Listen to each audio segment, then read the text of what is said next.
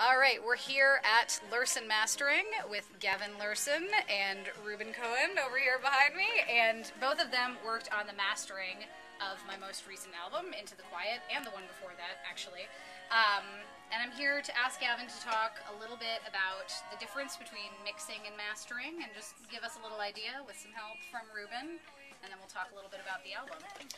Well, you know, a lot of fans come up with that question, and it's happened in Kristy's life. So, you know, when you get the music to our end, everything's already mixed, which means that all the individual tracks have been balanced out, put together, and we get into the overall tonal spectrum, the overall balance of all the elements to create a whole that's bigger than the sum of the parts in the frequency spectrum. So, if there's any deficiencies, we have tools to bring out areas of the music that need to be a part of the overall blend, the overall frequency blend, to sound balanced, so that you don't have to adjust any settings.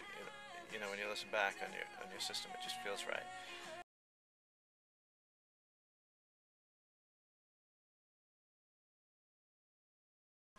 In our case, we're an analog house with esoteric analog equipment, and there is a flavor and a color to what we do, but we're careful not to make sure that that interferes and creates a veil between the listener and the recording. It's really important to make it sound like we were never there. The harder we work to make it sound like we were never there and more organic, the more successful a job we've done. It should just sound naturally like it sounds. Mixing is more along the lines of blending each instrument into its own place and coming up with a frequency spectrum on each instrument that is going to complement each other track. And this album was skillfully mixed by somebody I have an enormous amount of respect for, Ryan Freeland, who's the cream of the crop.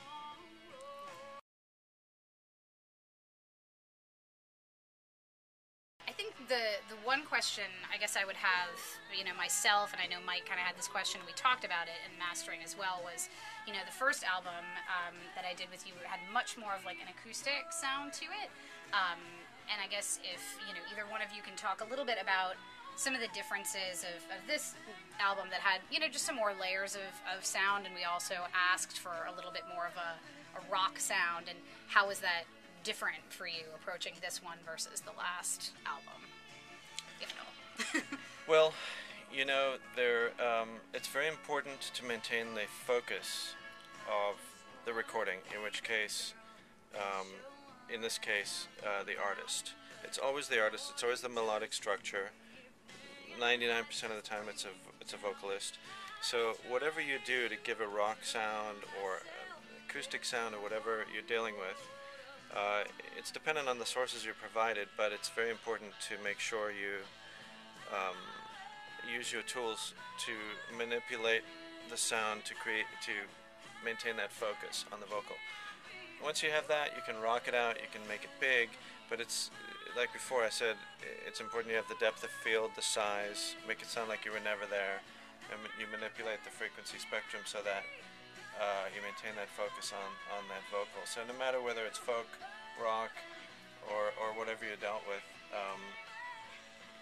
you maintain that focus, and you just figure out how much power you want to come out of the speakers. You know, you can work that into the coloring of what you're doing. You know, so we went for a little more power, a little more of that mid-range, you know, oomph out of the speakers, and pushed it out a little more. Got into some compressors and integrated some EQs into that, and look at the overall disc level and how the mixes allowed us to get into that, to see how far we could push it out of the speakers responsibly, still making it sound like we were never there, not overcooking it, you know.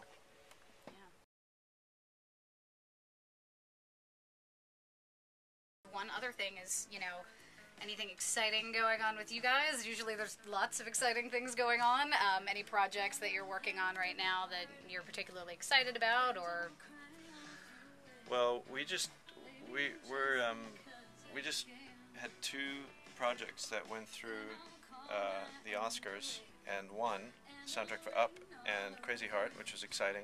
So all the music that won Oscars the other night came through our studio, and we're very proud of that. But there's all kinds of cool, exciting stuff going on. And most recently, it was Kristy bringing by her CD so we could listen to it. It's right up there with the Academy Awards. Yeah, Reuben, anything cool that you're working on right now? Yeah, a track for Bruno Mars and B.O.B., Nothing on You. Another track for Travis McCoy, Billionaire. Okay. Right now we're in the middle of a 4-disc box set for John Mellencamp. Oh, wow. All off the original analog recordings, off analog tape. Cool. So we're putting the whole thing together. I think we got a Tom Waits box set coming up next couple weeks or so too. So a lot of cool things in the woodwork. Very cool. All right. Well, certainly it was a pleasure for me to work with you guys, and I guess I'll take it out. Thanks, Gavin. Thanks, Reuben. And hopefully you guys will. And thank you to Gabriel behind behind the camera. Now he's revealed. My pleasure.